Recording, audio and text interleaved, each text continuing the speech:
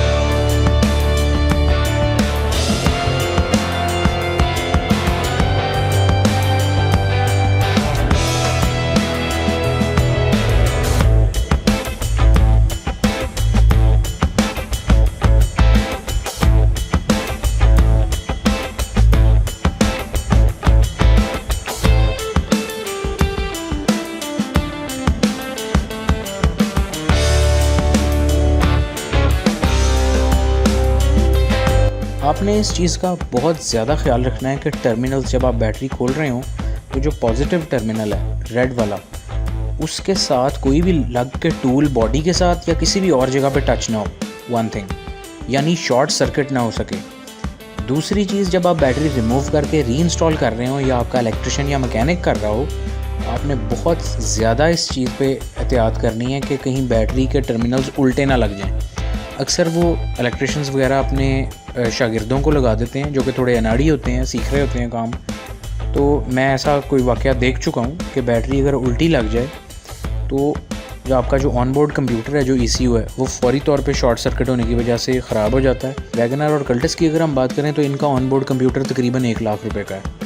तो इस चीज़ का आपने बहुत ज़्यादा एहतियात करनी है कि आपकी छोटी सी नेग्लिजेंस या मिस्टेक या आपके मैकेनिक की छोटी सी नेग्लिजेंस या मिस्टेक आपको 1 लाख रुपए कॉस्ट कर सकती है तकरीबन।